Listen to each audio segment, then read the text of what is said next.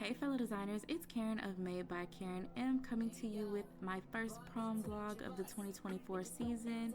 And I thought what better way to kick off this vlog than to remind you all to get your hair done, because y'all know once we start these dresses we will not have time to do our hair and we don't want to end up like last season. Anyways, if you want to see the process of me cutting out my very first dress of the season, stay tuned.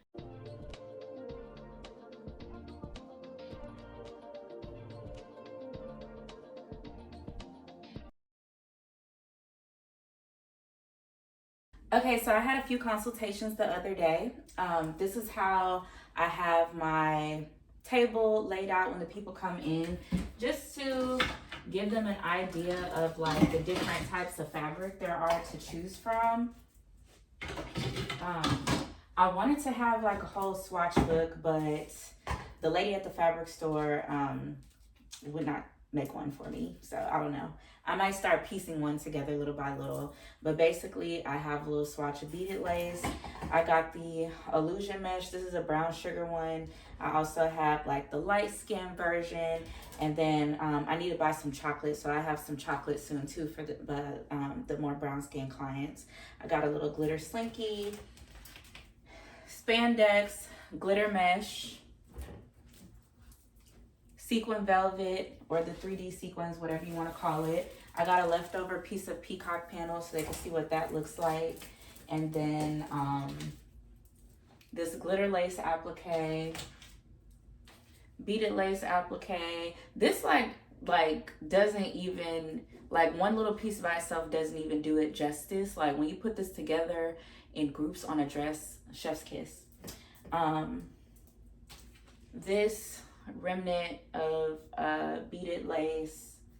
This one, gorgeous. I used this on 2 different dresses last year. And then, you know, of course, we got these, the huge, and these, and then I have put out some like individual rhinestones because I'm gonna be using these a lot more often as well. And then when I'm not having a consultation, I just put them away. This is my book, so every time I have a consultation, they fill out a contract, they come in, I introduce myself, I show them the inspiration pictures that they sent me. So I collect my garment inquiry form, and then I print these pictures out. I give them an option to upload 3 different pictures. I print them out, I say, these are the pictures that you showed me during your, when you filled out your form. Is this still what you have in mind for inspiration? Has your mind changed at all? Is this what you're going for? Tell me what you like about each of these dresses. Then they tell me, and we go over exactly what they want the dress to look like, and then I sketch it literally right there during the meeting. I sketch it, I have them sign it, I have them sign and initial every section on the contract. This is available on my Etsy store. If you do not have a copy of this, it has a Word document and a Canva document that you can edit and customize to your own business needs. And then we take their measurements, and then I send them their invoice in Honeybook. If they make a payment during the consultation, then I mark it here, and then I take a picture of this and text it to the prom client and their mom so we can start a little group text going. I don't give out my number before any money is exchanged. That's how I like ensure that I don't have a whole bunch of like text messages from people that aren't actual clients, because it's very stressful. This is my book, so every time we complete one of these, I fold it in half.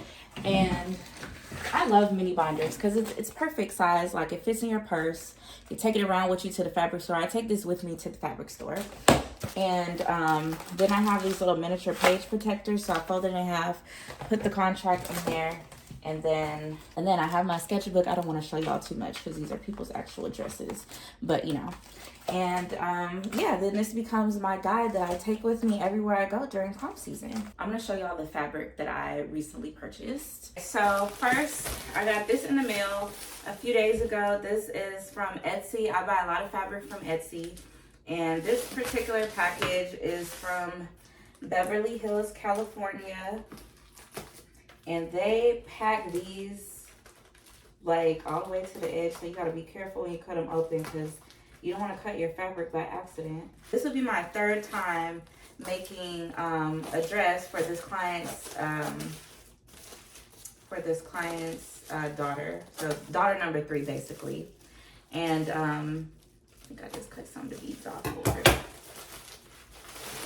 And her, why is it so white?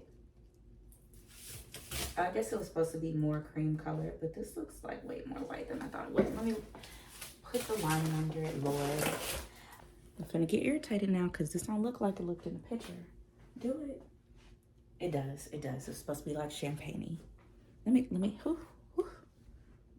This fabric looks so much more brown, or like a true gold. On the listing photo, and now that it's here, it looks like a light cream color. And now I'm feeling like I may have to dye it. I don't know. While I'm looking at this, it looks way more gold than it looked in person. I don't know. Am I losing my mind? I'm not sure. So it's going to be lined with this like nude fabric. I don't know, but when I look at it on camera, it looks a little bit more brown. So I don't know. I'm going to have to look at it in different lightings. I also got this pink sequin velvet. I got it from High Fashion Fabric in Houston. Paid way too much for it. Here's the backstory. So when I ordered it from overseas, and it got stuck somewhere. And I just was not getting any type of updates on the shipping. So eventually I had to cancel it because I was like, okay, I'm never going to get this. And fortunately, the vendor did send me my money back. But then I had to go and purchase it locally, which is like so much more expensive to do. And what else do I have?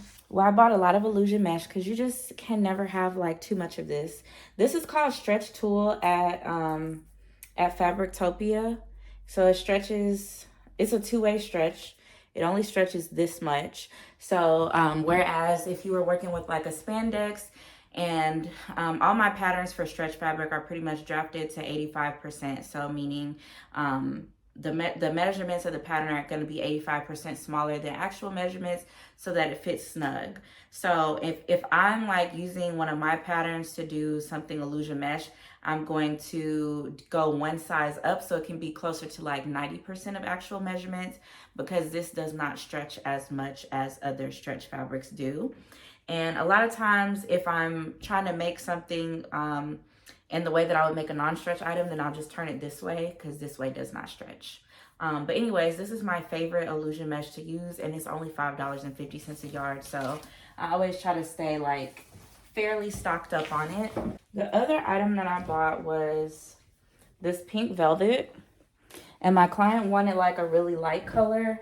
And I found this, I thought it was maybe like a little bit deeper than what she kind of showed me that she had in mind. And something important to note is velvet is a directional fabric. If you've been rocking with me since my very first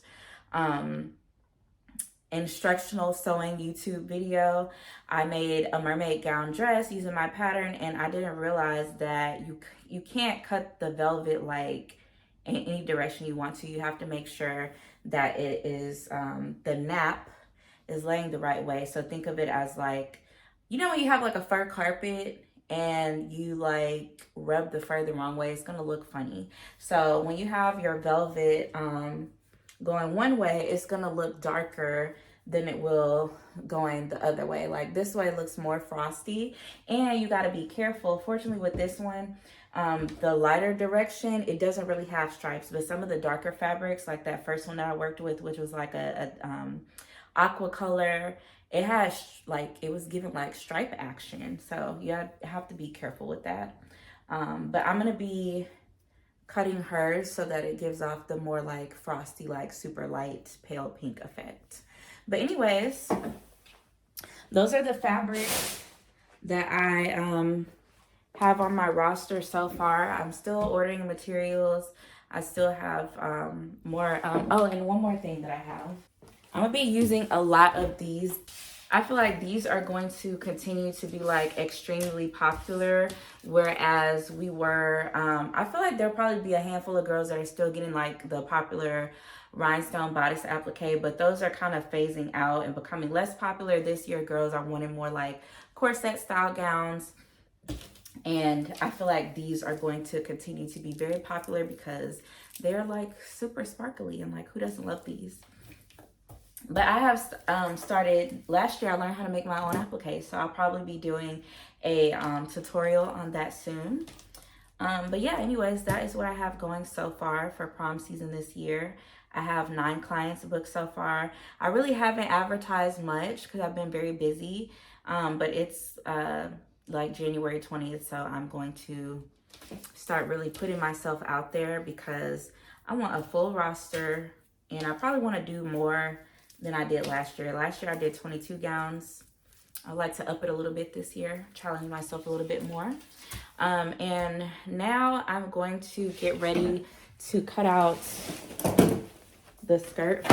Oh Lord. I'm gonna get ready to cut out the skirt for this gown because I have a fitting this weekend. Yes, I have a fitting in January because we are staying ahead of schedule this year. We're not gonna get overloaded with work or do things last minute. We're getting started early. So I'm gonna go ahead and cut this out and I'll let y'all watch that. And yeah, that's it for now. Okay, I'm gonna start off by cutting out the pattern. This is, of course, my 4-yard mermaid gown with the days pattern. And I ordered these a while back because I sold some physical copies last year. I probably will again in the near future, but I just happen to have this one here because my kids stepped on it and I couldn't sell it with a shoe print on it. So, but what I can do is make a dress with it. For those of you that are wondering, the mermaid gown pattern, the full size paper, 36 by 72 inches. And I always recommend uploading your file to pdfplotting.com and letting them print it and send it to you.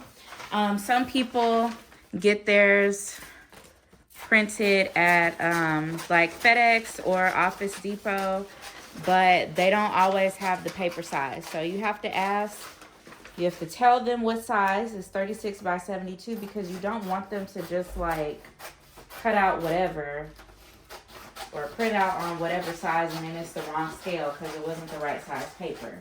It has to be 36 by 72 inches. I'm a steady figure, right? Body with this like don't be in the humble type. Tell me, is you down? Cause I'm trying to go up tonight. Hoes ain't who just left or right. I just wanna live in fantasy. Think we deserve it right. Talk about a melody. Now that I made in my life. How many legs to see? The ladies is pink tonight. Living inside a dream. The flavor of love is high. I put that on my mama word, on my. Okay, first thing I'm going to do is look at her measurements and compare them to my size chart. For the skirt area, her waist is 31 inches. That puts her right above a medium. For her hips, they're 40 inches. That puts her right below a medium. And then that's pretty much it. Oh, and waist to hip is 8 inches. And that's how long it is on the pattern, so we're good to go. I'm going to cut the waist to be slightly, and actually I'm sizing up because it's sequin velvet and it's not as stretchy. So I'm gonna cut the waist to be slightly larger than a large because it's a medium, but we sizing up. And then I'm gonna cut the hips to be slightly smaller than a large because it's slightly smaller than a medium, but we're sizing up. Keep up, guys. When you're cutting out your mermaid gown pattern, the side of it is smooth. So this is where all the different sizes are. You literally can just cut slits from the outside to the inside. And this way you can preserve your pattern and fold it back to cut out different sizes for different clients without cutting a new pattern every single time. I do this all the time with patterns that are like simply shaped. Okay, so we said for her waist, we were gonna do, her waist is 31 inches, which is an inch bigger than the medium, but we're sizing up, so we're gonna do a little bit bigger than a large in the waist. So look, extra small, small, medium, large. So we're gonna go a little bit bigger.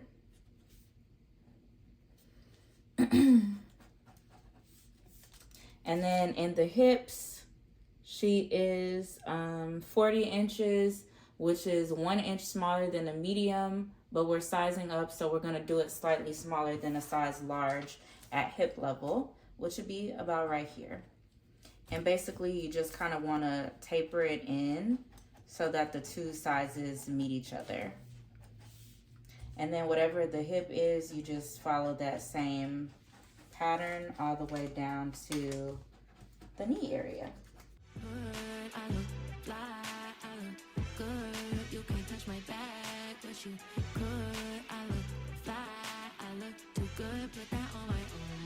So next we're going to go ahead and cut our fabric, and this is the first dress of the season, guys. How exciting. So before you cut your fabric, you always want to check which way does it stretch, because a lot of these stretch fabrics are only two-way directional stretch. So this does not stretch this way, but it stretches this way, right? So I like to fold my sequins so that they are on the inside. And I'm just cutting this, you know, flat surface outside. So I'm just going to fold this in half. I think I bought like 3.5 yards, and I feel like that should be enough to execute my look.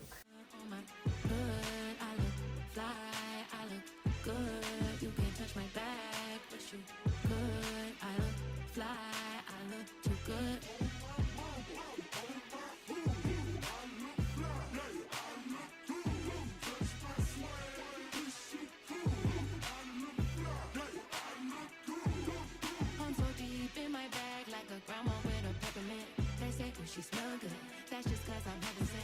Sex game goes stupid, stopping like a toothpick. Man, I tell the truth, your opinion is irrelevant. But I know you think I'm fine. Might be too fine to hit it from behind. Reflection in the mirror, don't decline. I can't even lie. I put that on my own mama, on my hood. I look fly, I look good. You can't touch my back, but you could. I look I look too good, put that on my own mama, on my hood. I look fly, I look good. You can't touch my back, but you could. I look fly, I look too good.